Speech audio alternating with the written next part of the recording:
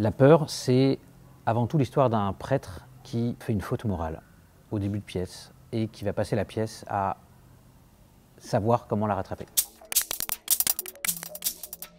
C'est une pièce qui part de la peur, qui parle de la peur, mais qui mène vers la lumière. Il est question de plusieurs peurs au fond. Au centre de la pièce, et ça met très longtemps à être révélé, au fond, il y a quelque chose de l'ordre d'une histoire d'amour. La peur d'être délaissé, la peur d'être seul. Il y a la peur de voir l'institution bouger, surtout quand on doit sa stabilité intérieure à l'institution, même si elle est maltraitante, même si elle est dysfonctionnelle. La peur du scandale, évidemment. La peur du scandale est un moteur très très puissant dans l'Église. Le prêtre va finir par comprendre pourquoi il ne doit plus avoir peur.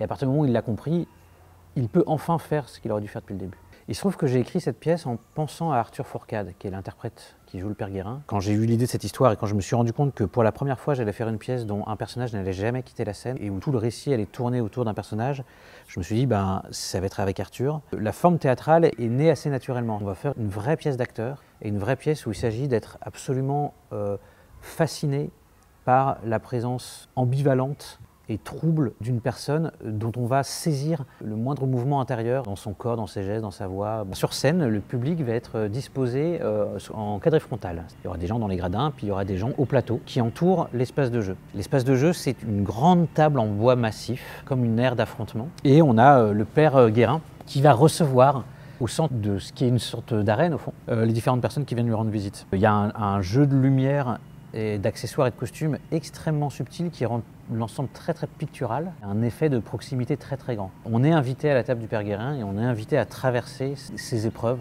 Et puis au bout d'un moment, ça devient une espèce de boîte à images, avec une très très grande vivacité dans l'enchaînement des scènes, une interpénétration des temporalités, et avec progressivement un grand suspense quand même. C'est une pièce. Enfin, on a dit parfois que c'était un thriller, cette pièce. Et quand on est dans une espèce de rapport déchiré à sa propre intimité, c'est de ça dont parle la pièce. Comment est-ce qu'on se recompose soi-même, voilà. Donc c'est une pièce qui concerne à la fois le collectif, les effets de structure, le très large, et le très intérieur, le très petit, le très en soi.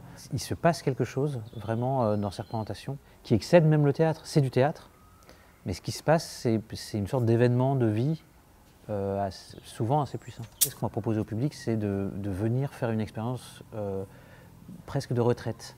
Alors c'est pas austère, c'est pas ennuyeux, c'est plutôt captivant, c'est drôle par moments, mais ça tient quand même de la retraite intérieure. Et le fait de sortir d'une grande ville, de traverser une frange de forêt, d'aller s'isoler dans un coin qui semble un peu éloigné de la ville, où on est entouré d'arbres, c'est complètement raccord avec ce que la pièce entend faire vivre.